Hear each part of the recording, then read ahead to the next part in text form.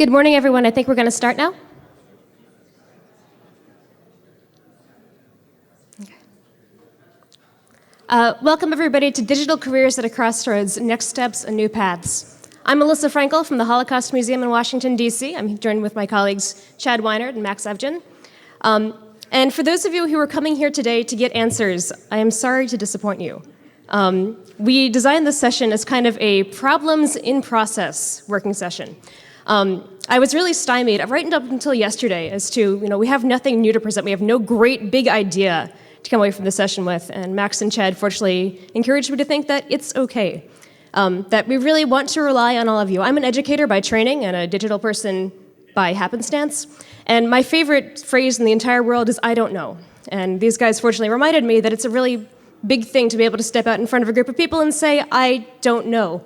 And to say that we actually need you. We need everybody on board for this to figure out where we are going in digital careers and museums. So we just kind of wanted to take the temperature of the room and see who we've got with us. So if you could just raise your hand or clap or make yourself known in some other way. How many director level or manager level folks, either of a museum or of a department, do we have here? All right. And how many supervisors but not directors do we have? Okay. How many frontline staffers do we have with us? And how many of you are working at museums so small that you are everybody? Yay. Glad to have you all with us. So this session really came out of something that I've been working on for the last couple years, something that Chad and I have been talking about for a long time. And that is that I've been finding that a digital career in a museum seems to be something that happens to us rather than something that we create. It's something that is rather out of our control, that there are processes that we don't necessarily run here that say you get to a certain point in your career and something must happen because there is no path forward.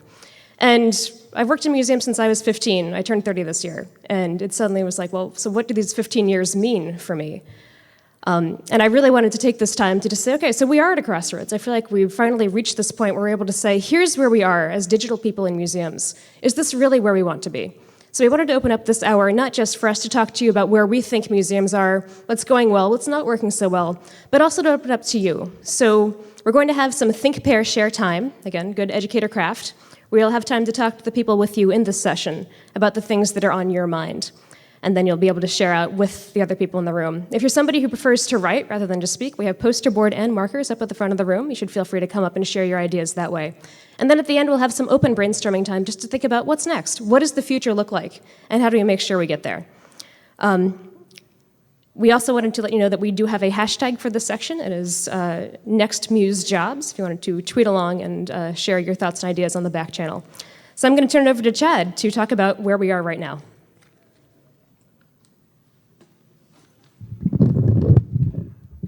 Thank you, Elissa. Move this ahead.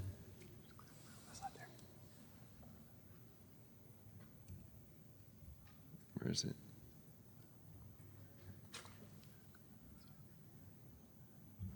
Okay. Right, we'll start with where are we now? And we'll go back a little bit to where we have been, because that's key as well. Digital careers are evolving slowly. For social media managers, for instance, the role often started internally with an ambitious educator, a curatorial assistant, a technologist perhaps, and then it became professionalized. As the first generation moved on, the museum hired from the outside often, and usually as a more junior in a marketing or a PR position. The web and digital team is still largely project-based, moving from one launch to the next, with content updates in between. It's often folded into marketing and communications. The IT team is still its own separate silo very often. It's service-oriented, maintenance-focused. Desktop, network, and hardware are still its roots. The leadership level is opening slowly. Digital skills are rare at the executive level.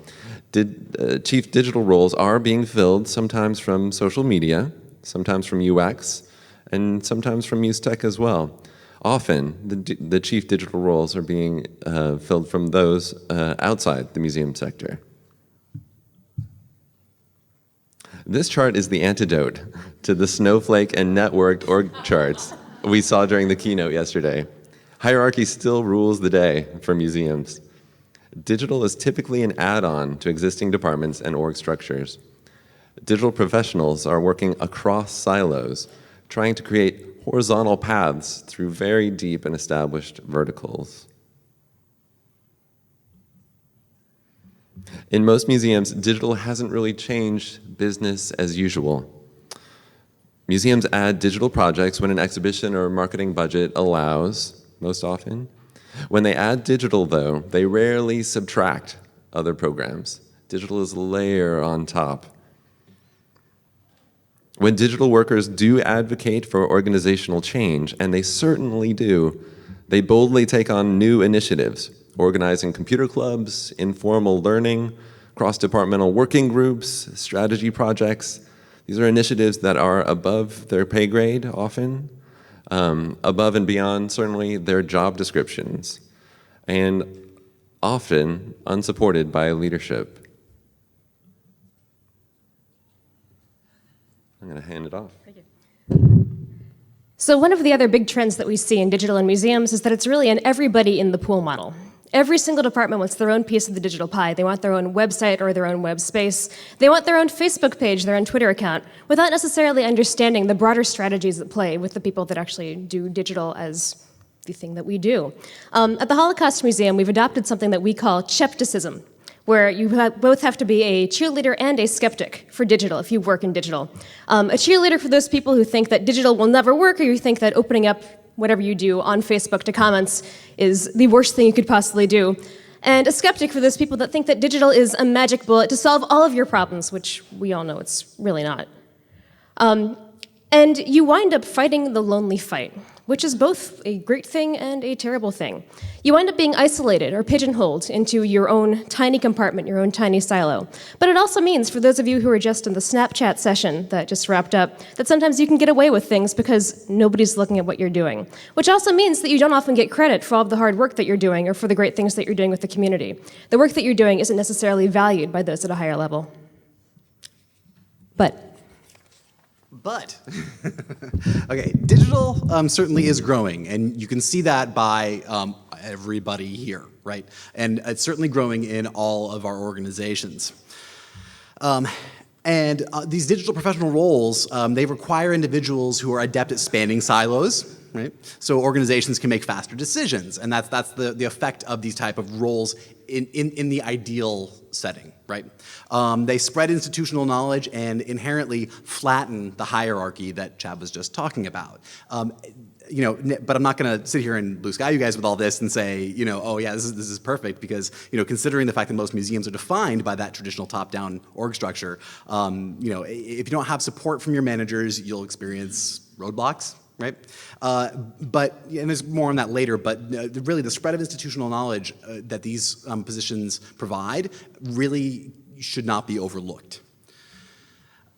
Digital is also forcing organizations to have more of an audience focus, because when we talk about engagement efforts around digital, whether it be through social media, whether it's digital interactions and exhibits, websites, even digital asset management, we're talking about what our audience wants. And if we're not, then we definitely should be. And a great thing is that we're seeing a number of superheroes out there with a mix of skills well matched to the digital future of museums. See, they can do cosplay and command their social media dashboard, right? And some of you know these people, some of you are these people, and it's not just about social media, so don't think that all of this doesn't apply to all of you, because let's face it, you're all rock stars, right? Let's have about 5 minutes just to discuss this a little bit. I went over some of the things that are good or that these digital positions afford, right? So what else is working for these positions, and what other advantages do you guys see? I'll go ahead and time that, and I'll give you guys like a minute warning so that we can share out a couple of ideas. So go ahead and talk amongst yourselves and let us know what you guys think.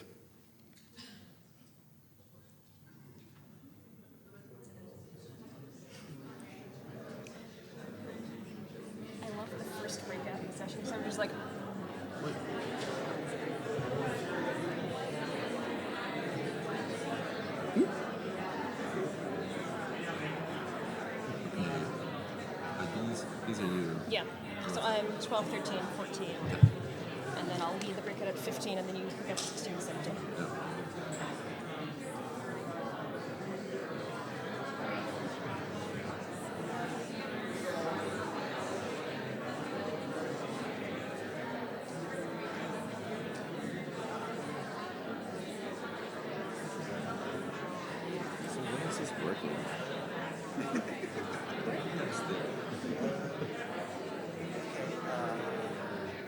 What is it called?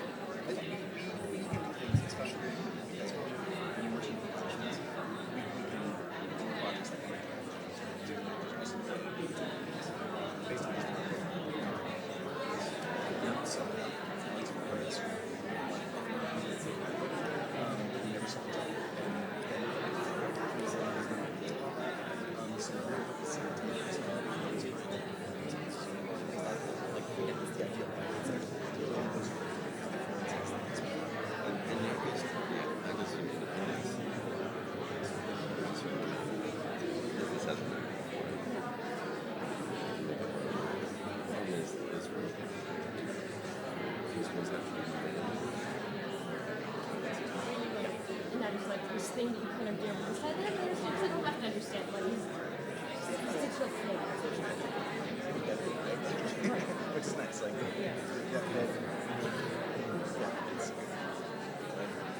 I was really inspired by Rob's session and the whole idea that as a digital person, digital project manager, we're able to put people in process because our jobs are people jobs. The whole digital thing is a person-to-person thing. It's not about the technology, it's about the human side. And so if we're able to do that, we're really, again, doing that kind of outside of our job description work. We shouldn't have to do that emotional labor that we should do ourselves. But it still is something that we provide. And there is potential possibility of actually changing it.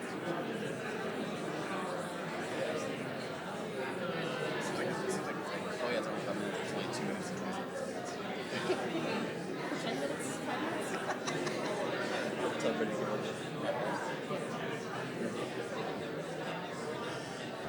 Okay, one more minute of discussion. Start to wrap up your discussions because we'd like just a few people to share out what you guys are talking about. Okay? 1 minute.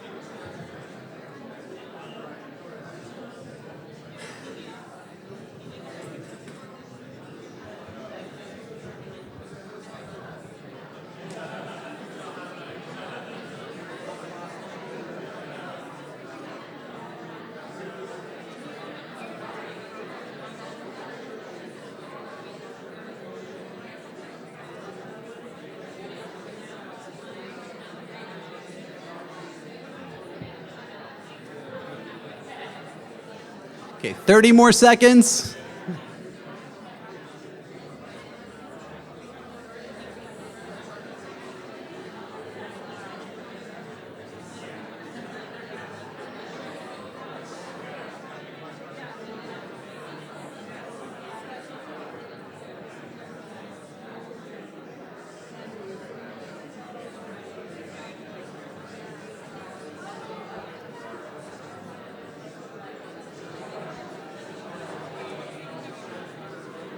Okay, if everybody can please stop, and we'd just like to hear just a few short answers of what you guys are discussing.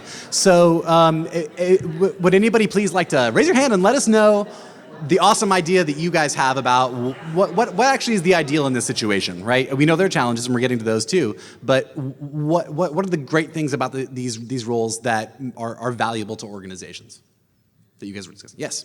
We sort of came up with that there's a can-do attitude and a real sort of aggressive, go-get-it concept that embodies digital that doesn't exactly exist in a lot of other places in the museum structure. Great. So just to repeat for the audio, it's that they have can-do attitudes that don't often exist in other places in museums. Yeah. And what else? Along the similar lines, approaching a project in many different different ways. When sometimes in some institutions there is a way to do it, you follow the rules, and I think that digital is bringing, well, there are many ways to approach this. Right. Okay. And for the audio, just that there are people in digital come in with many different processes and different ways of accomplishing tasks that maybe are overlooked in the organization. What else? Yes. Well, I was wondering, I think what else is working kind of stumped us because a lot is working. I mean, there's a lot of greatness of being in these positions. You can make changes faster than any other area. You can get people to the museum, to the collection in ways that no one's ever thought about. You get to work across silos with different backgrounds and keeps it interesting. You can work with an entrepreneurial startup. You can work with a major sponsorship, huge corporation. You have lots of balls in the air, and it's really quite, exciting. Yes, yeah, absolutely. I fully agree. And just for the audio, if I can recap all of that, they're great. We can make decisions faster. We engage more people who work across the silos. What was the other point you had? That. We can make changes, but we can Yeah. get access to our collection and our museum. Oh yeah, access to the collection, make changes faster, those kinds of things. Great. So those are really, really great ideas. Thank you for sharing all those. And I'm sure that that's not the exhaustive list, right? There are a lot of great reasons for these things. And yeah, please, if you have more ideas, we have a thing to write on up here that's of what's working. If there's something I didn't get to, please come up and write that down there. And I will hand things off to Elissa. Okay, so here's where I get to rant for 5 minutes. If you're like me, when people ask you about your 5-year plan, it makes you want to eat your computer. This is not recommended, but it has been something that I've been thinking about a lot, where I kind of know where I want to be in my future museum career thing. I kind of see the change that I want to be making in the field. I have no idea how to get there, because there is no path. Part of this problem is that people keep moving the goalposts. There's a lack of definition, standardization, and trust in the work that we do. There's no necessarily standard job, and the same job title doesn't mean the exact same thing across different institutions. So when you take your resume out of your institution and take it to somewhere else, even if you have all of the lovely things that you've done at that place, often it's the title that is the thing that winds up defining who you are, despite the fact that it might mean something totally different at the place where you were and the place where you're trying to go. There's a lack of definition of who we are and what we do, and what it means to have a digital career in a museum, what it means to have a next step. And there's really, I think, a big lack of trust. Whenever I come to these conferences, I always like to go to Doug Hegeley's sessions, because it reminds me that there is somebody out there who does have radical trust in the people who work for them. And I feel like a lot of us don't always feel that there's this notion of, we know a lot of content, we know a lot of our stuff, we're really good at the things that we do. But so often we get mired in this bureaucracy that says, well, this needs to go through 10 layers of approval before we can tweet these 140 characters out. And social media and digital don't necessarily run on timelines of bureaucracy. They run in the now. And so the idea that we need to go through these layers of trust rather than being trusted to do the jobs for which we were hired is something that's really frustrating in trying to create a digital career and say that this is something that I have the ability to do. For instance, as a social media manager, a lot of us work nights and weekends, and we become incredibly good at knowing the collection, knowing the content, and knowing the people that we work with, both in the museum and in our communities. But because it's not always something that is respected, nor is it something that necessarily has a clear path forward, oftentimes social media managers leave. They go on to something else, they go on to a next step.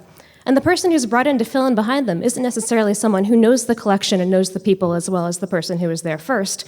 It's often somebody who knows the tool really well, or is a really good marketer. And it means that there's a devaluing of institutional knowledge and of understanding the people and the stuff and the content, the heart of what it is that people who work in digital and museums do. Which leads me to what I've found to be the crux of this problem is the ceiling.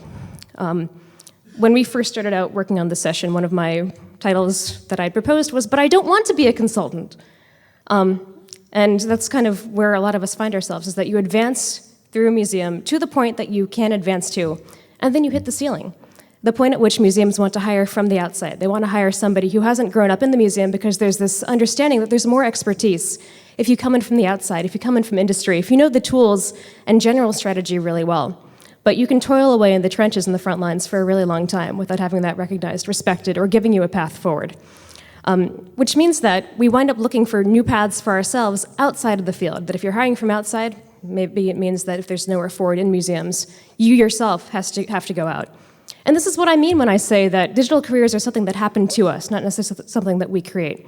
This is not potentially what a lot of us saw coming into this field, not necessarily something that we saw being the future for ourselves.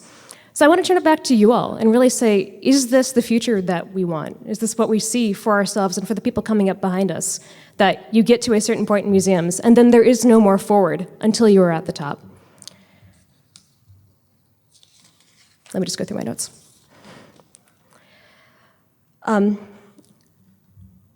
So this brings us to our second breakout. What other challenges do you see to creating a digital career in museums? And what other problems do you see? There is a lot of good. I think we were able to bring out a lot of that in our first breakout. But I want us to sit with this discomfort for a couple minutes and just be able to talk in a very open and yet closed space here and just say, what is it that we're seeing? What is it that we're also seeing in moving forward in careers in museums and digital? So take 2 to 3 minutes and then we'll have some time to share out. Yay.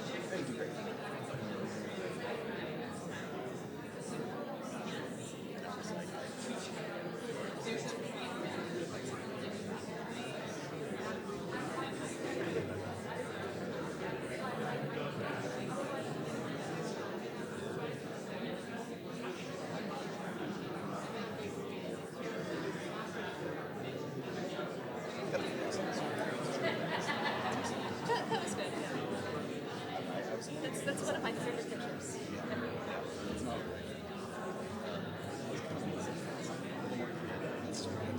It's nice. It's on it. Like, we do the social, we do the tap dancing backwards in heels.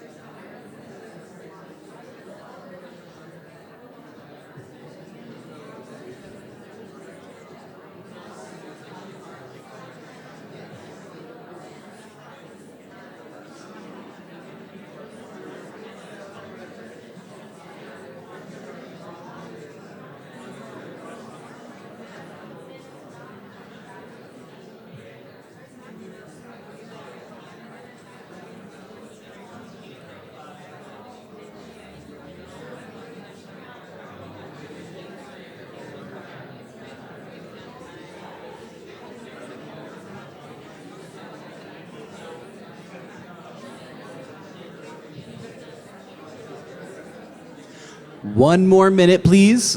Begin to wrap up the conversation so we can share out in just a moment.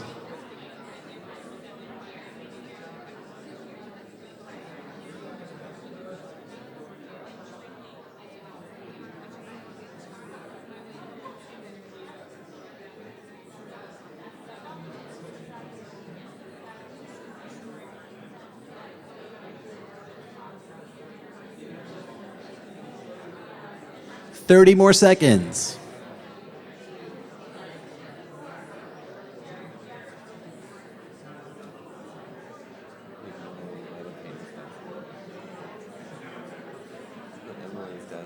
Oh, yes. I saw that change. It's so good.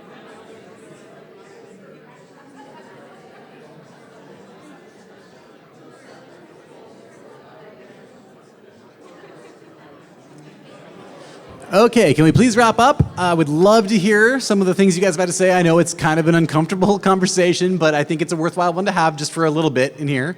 So any ideas that people that we didn't hear from before that would like to say something? Yes?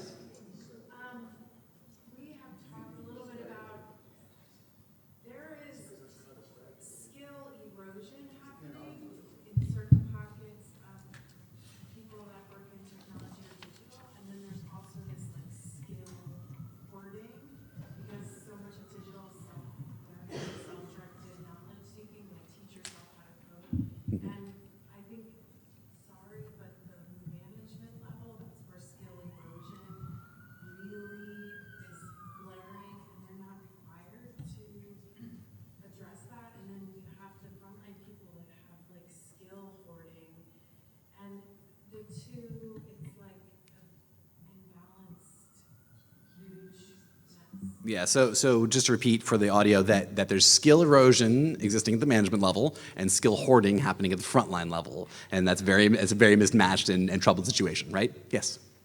Yeah, I come from Denmark, so I'm not sure how much this applies, but I work in a rather big institution there, and I'm specialized in digital curation and policies.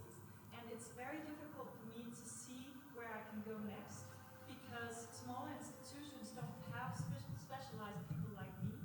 So I'm sort of,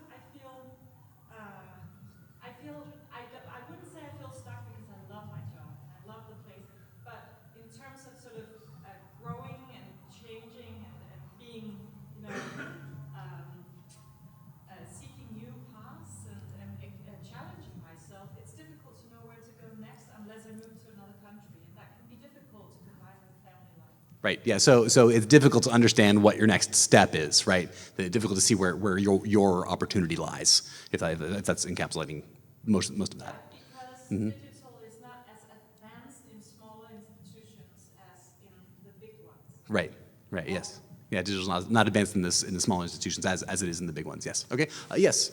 I'm just worried that digital, like as a digital director, that it's like a transitory role. That really there's a certain level of infrastructure that we're building, whether putting our collections online or redesigning our websites or figuring out strategies for in-gallery interactives. But then sort of we're also creating digital cultures across our organizations, and digital becomes everyone's job. And so once digital becomes everyone's job, then what's the job of the digital director? And I think Douglas Higley said yesterday, we're going to design ourselves out of jobs. And I think that that's my real worry.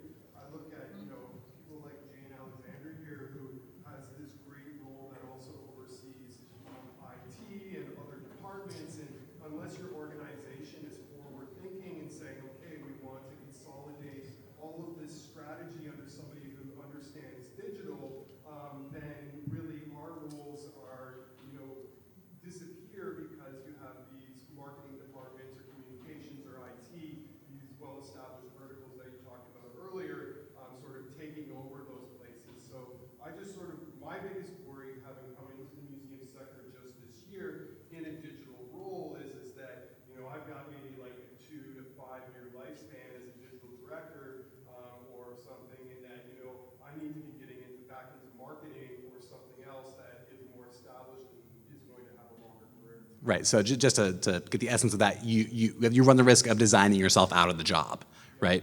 Yeah. That you might have a 2 to 5 year thing. Great. So now, okay, thank you for indulging in that part of talking about some of the more difficult aspects of things. Now we're going to talk about the future. So what is the future? And I'm going to hand it off to Chad.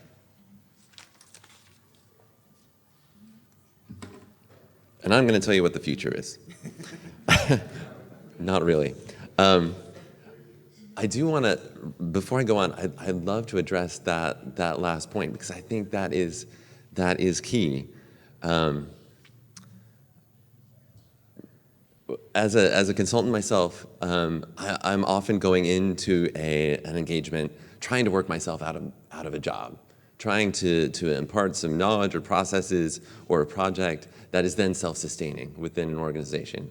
And I certainly relate to the idea that even a digital director might be working him or herself out of a job, but that thinking that way may assume that the rate of technology change is somehow going to slow down, that we've reached peak technology, and in a couple years everybody's going to figure it out, and we'll reach this kind of placid, much calmer space where everybody gets it. And I don't see that happening. I don't see any evidence of technology slowing down, of the rate of change getting any more relaxed. So I feel like there may always be a space in forward-thinking museums for a director that is looking for the next thing and is intent on bringing the most modern tools to bear to solve museum problems. And that actually flows into this next section, which we call Digital is Everywhere. In the Museum of the Future, it's certainly not the property of a single division, as we were talking about. It's everything we do. Digital transforms workflows, it opens communication, it flattens hierarchy, and it permeates decision-making. But the truth is, museums are already digital organizations. When museum workers get back from their meetings, and there are lots of meetings, they usually go to their desk, right? And they very often, the first thing they do is No. Sorry, was it me? Hello? That's strange. And very often, the first thing they do is turn toward a glowing screen, a keyboard, and a mouse. Museums are digital, they're just bad at it. A museum that's good at digital does what it does better. Museums need a digital mindset across the organization.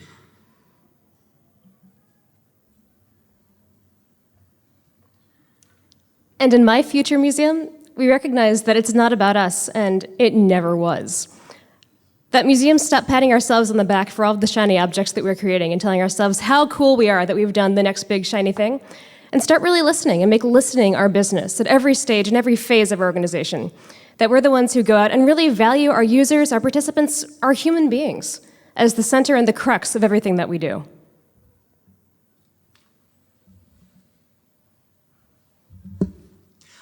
In this future of the museum, leadership matters, right? That leaders must express the value of digital staff to the rest of the organization, preferably before they bring the digital staff on board, right? Because when the organization understands the need for digital, then they're ready for the change that the roles bring. Otherwise, you don't run into situations like I did, where somebody said, so tell me how your role differs from IT. Can be a decent question, but that's clearly underlies that notion that the need wasn't communicated before, and that ended up becoming my job to communicate the need for my role and what I was doing in the organization to the rest of the staff. And leaders must also supervise frontline digital staff to grow into leaders themselves. Supervision is for personal growth. So think about, if you're a leader in an organization, how you can best provide the mentoring, the training, and the opportunities for digital staff to grow into leaders in the organization. So how do we get there? How many gigawatts of power will it take to get us to this bright digital future? All. Yeah. I don't know. We don't know. But we have a couple thoughts as to what it might take to get us there, and a couple notes for the people in this room. So for us frontline staff people, it's really about sharing our work. It's about figuring out those people that we need to be talking to. There's an interesting conversation happening on the back channel after I shared the Lonely Fight slide, where Doug Hegley said, well, you know, you're not alone. There's MCN people here. And that's really what a lot of this is about, is finding those people both within and outside of your organization who you can really talk to and bring in to be part of your work towards a better future. We think a lot about Catherine Bracey's big networked nodes slide yesterday and how much power there is at the outside of those nodes, that you don't need to be at the center to create change. You can have enough people working together on the outside of the ring and thus create a groundswell. And one of the best blog posts that I read this year that I went searching desperately for and couldn't find was about empathy versus data-driven decision-making. Empathy sounds really, really great. It's a principle that a lot of us take as the core of our work. And if any of you were in Rob Weisberg's session right before this, it's something that can really be part of changing the entire culture of an organization. But it's not always the word that people at other levels like to hear. And for those of us that do empathy a lot, people can sometimes get empathy burnout of like, God, I'm so sick and tired of hearing you talk about the empathy and the people. But what people do like are numbers. And for people who work in the user experience realm, where we do a lot of testing, we do a lot of talking to people, we also have a lot of numbers that we can share about, well, this thing worked better than this other thing for X% of people. And so working through numbers to create a culture of empathy, where it's kind of like subtle, hidden empathy, and finding the ways that you can talk to people both at your level and at higher levels in the words that they want to hear, being part of sharing your work in language that makes sense to them, getting out of our jargon, getting out of our words, and finding ways to really share your work all the way up so that it makes sense and makes a difference.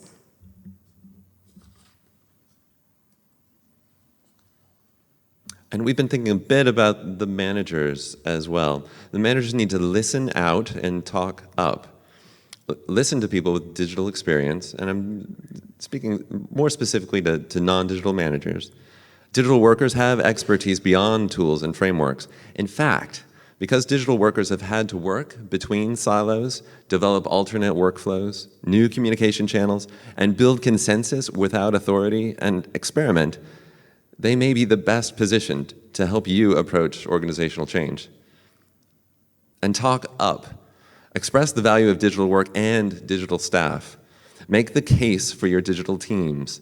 Tell leaders what they do and why it's important. Tell them again and again and again. Don't make the digital workers have to justify themselves to others in an organization.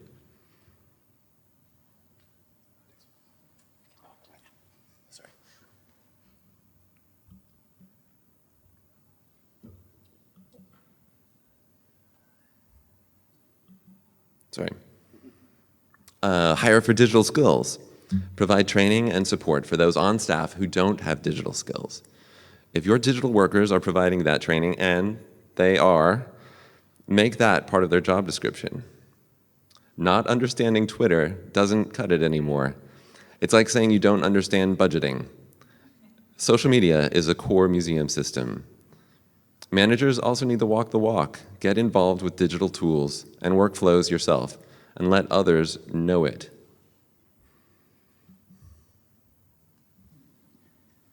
Okay, and this is for everybody, because I think this is something that will help everybody kind of understand better your own role.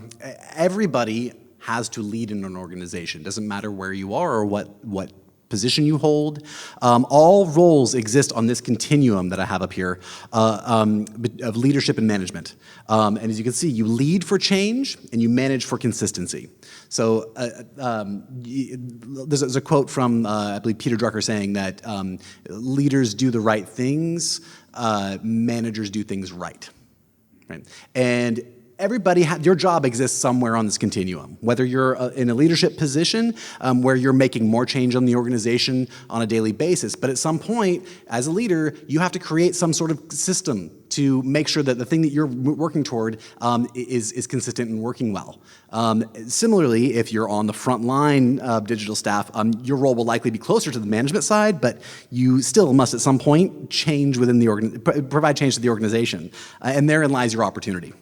You got to find your direction, back it up with some data, and set forth your vision for change across the organization. You have the power to actually affect change, even if you think you don't, because everybody has some role for creating change in the organization.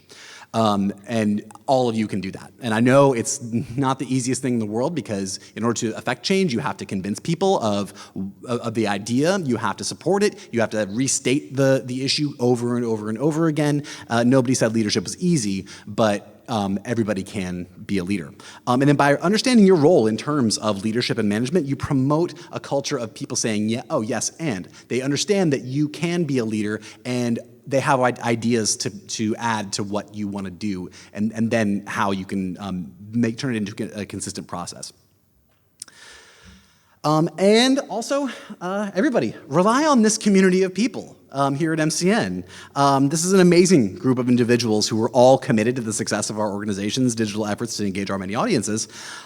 Get connected, cultivate relationships. And in the spirit of relying on this community, we're going to do the same thing. We'd like to ask, what do you think are the solutions? Because we don't have all the answers.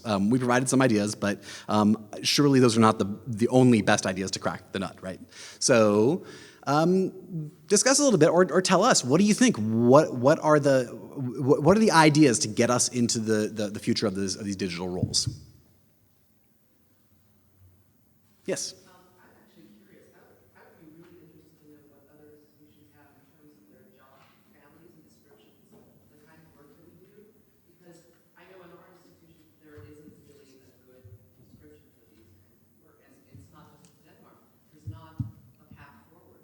And maybe that would be a good kind of way of sharing what kinds of jobs are out there and talk up. Right, sharing job descriptions and talk up in the organizations. Yes. Mm-hmm. Well, actually, I'd like to comment on that because one thing that has worked back home where I come from is actually to try and do what you usually do, what you normally do within the museum sector when you want to create a career pathway, is to publish research. You know, that's what the curators do, and you can also do research in digital museum maps. And I totally agree with the point being made by the panel here that going to these conferences and publishing papers within this knowledge area, which is still fairly new and evolving and so on, and put that on your resume and become an expert, a sort of a bona fide expert, is a way forward. And just to share my title, is that I'm a senior advisor now within digital museum practice, and that has been sort of a way to create a career. So you're also saying published within the organization. Yeah. Mm-hmm. I want to make a pitch and comment, but I'm chairing the MCN2016 committee. It has been proposed that one of the things we could do is hello? But one of the things we could do is actually do a job survey of all the types of jobs that are in the field and that have been in the field for the past 50 years. So if anyone wants to work on that, come talk to me. I already have someone who's really interested, who's a librarian. The second question is, how many of you are in institutions where they support you to come to these conferences and publish papers, etc.? Because I'm in an institution that does not really support it, and that's a big problem. So show of hands, how many people are actually supported to come? Like encouraged. And I would say, and supported maybe financially, but also emotionally, but also time. Are you given time to prepare a presentation? Are you given time? Yes. So we should create a survey, and we need to have time, financials, and emotional support for coming to conferences like this and publishing and sharing the information. Mm-hmm. Yes. Well, I just want to add to that. I am supported to come to this conference, but I get back and no one has the time to sit with me and talk to me about what I saw, what I learned, who I talked to. You know, I've tried executive summaries, I've tried PowerPoints, I've tried let's have coffee, let's have lunch, I will bring food. And like no one, so they're like, yeah, go, and then I get back and it's back in that isolation. Yeah. So when you get back, sharing the story is very difficult. Yeah, I went to Museums on the Web. I came back and I had one person come to see a presentation about it. It's like, oh, okay, great. Yes. I would just add that can be a challenge for the museum worker as well. If you're not well supported in time, resources for being here, the week you get back is awful. You are catching up on what seems like 2 weeks of work. All of the refreshment and the wonder that you've had at this experience goes quickly away.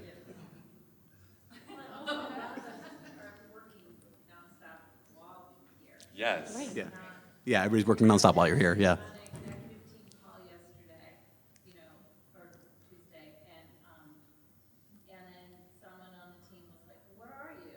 And I was like, "At the MCM," and they're like, "No, where is that?" And I was like, "New Orleans." And they're like, "Oh, New Oh yeah, you're just partying. Yeah. I'm doing like 3 things right now. Yeah. So yeah, you're expected to work while you're here. You know that can be Oh, yeah. it's like you can go if you keep it going. Right. Yeah. Right. I'm just wondering if maybe some of the vision, if you've seen this or think that in the future it will begin to close, is digital publishing, that our curators and the people that are doing research in the fields are forced to publish more through online means, because books are very expensive, especially academic books, to be publishing online. And if they start learning the advantages, if they'll be able to be more sympathetic and use some of the same language. Does anybody want Yeah. to comment on that? Yes, a little. I've found that as a digital change agent within a large organization, that earning and spending cultural capital is the way that I've been able to sort of push sort of forward-thinking agenda. And you earn cultural capital, say, with the curatorial or the admin stuff with curators by publishing their material, making the book thread, with the admin stuff by raising money. So unless you're providing something that changes your organization beyond your hopes and dreams, it's hard to earn the capital that then allows you to spend it to make shape for yourself or make shape for your agenda. So I'm actually less worried about the future of digital within organizations. I think it's going to take some time, but it's going to work itself out.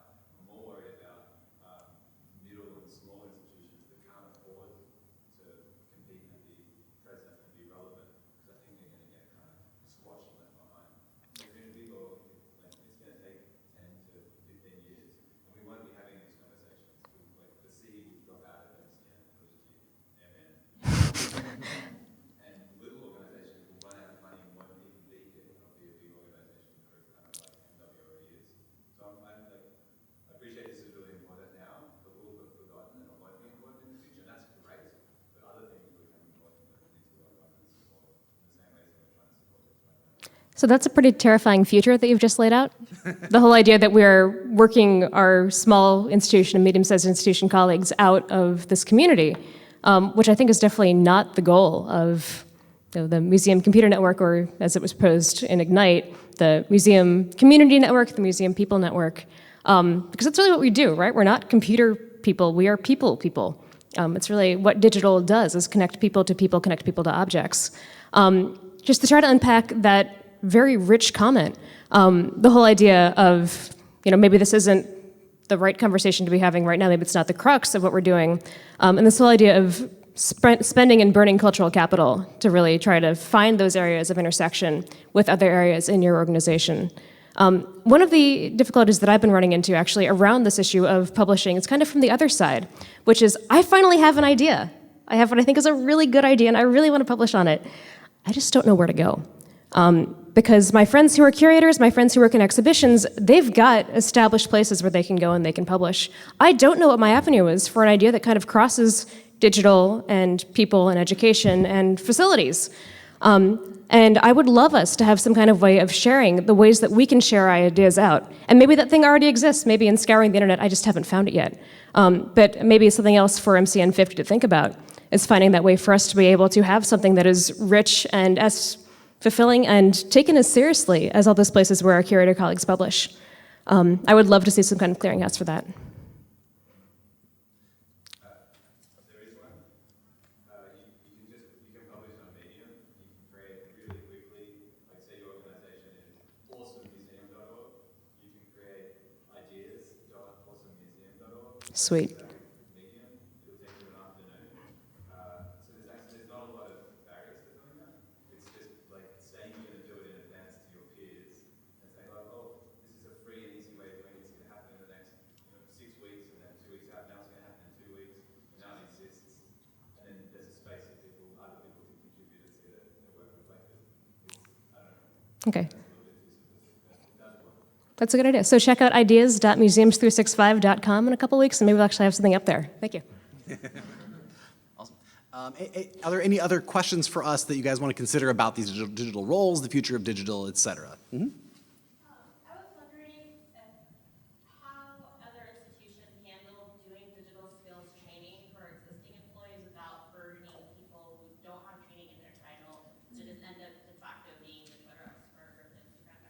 Yes, the question is how do you train staff without burning them out? I know of one good example that Ryan Dodge at the Royal Ontario Museum. He's the digital engagement coordinator there, and he handles most of the social media, and he's in charge of the social media for MCN here. I know that he conducts monthly trainings with the staff that not everybody goes to, but a decent amount of people do. It's a larger organization, and they will do one thing like, okay, now that you opened your Twitter account, here's a hashtag. And they talk for like 10 minutes, and then they let everybody else talk for the rest of the hour.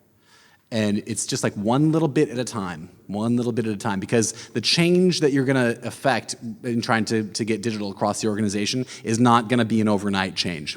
It's going to take a long time. So that's the thing that I would recommend is parsing out, where's the goal, right? Where do you want to end up? And that might be a couple of years out. Now, what are your steps? What are your objectives, right? And then you can say, okay, well then we have to have one meeting on this one.